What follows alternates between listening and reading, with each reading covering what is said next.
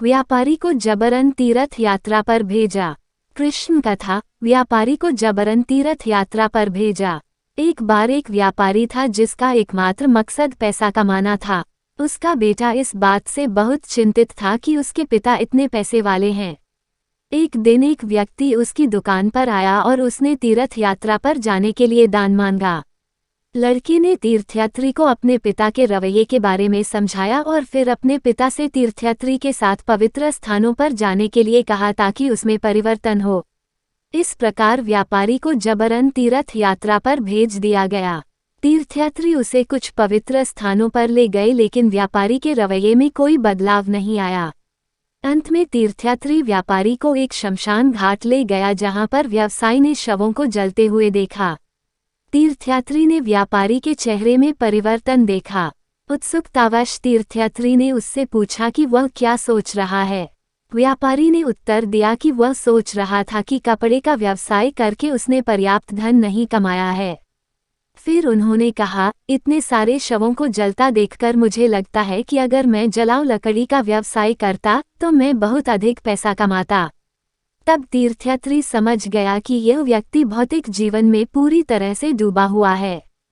कहानी की नीति। उपरोक्त सभी भौतिकवादी लोगों की स्थिति है। उनका रहन सहन जानवरों के समान है क्योंकि दोनों में खाना, सोना, संभोग और रक्षा करना शामिल है। उनकी बुद्धि इस हद तक नीचे चली गई है कि वे अपने मूल धर्म और आत्मा की संवैधानिक स्थिति से अनभिज्ञ हैं। ऐसे लोगों की स्थिति को श्रीमद्भागवतम 7.5.30 में प्रहलाद महाराज द्वारा अच्छी तरह से समझाया गया है।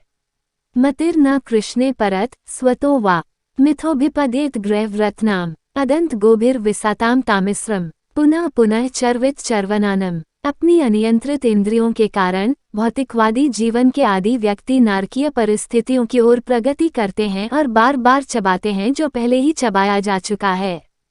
कृष्ण के प्रति उनका झुकाव कभी भी दूसरों के निर्देशों से, उनके अपने प्रयासों से या दोनों के संयोजन से नहीं होता है।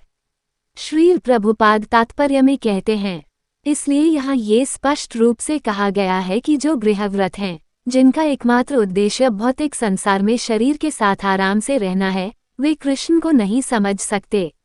ऐसे व्यक्तियों के लिए एक ही रास्ता है कि वे किसी महात्मा या भगवान के अनन्य भक्त की शरण लें।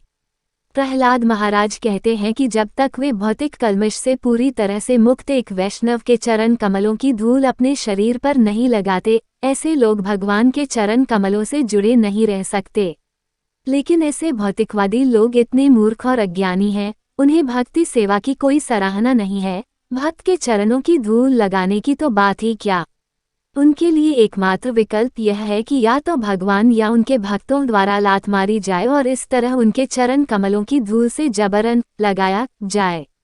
लेकिन दुर्भाग्य से आज की दुनिया के कर्मी उतने शक्तिशाली नहीं हैं जितने हिरण्यकशिपु भी हैं। इसलिए वे उस दया के योग्य भी नहीं हैं। केवल यही हो रहा है कि हर दिन हर पल उन्हें माया की लात लगती है। हरे कृष्ण कृष्ण कृष्ण हरे हरे, हरे राम राम राम हरे हरे।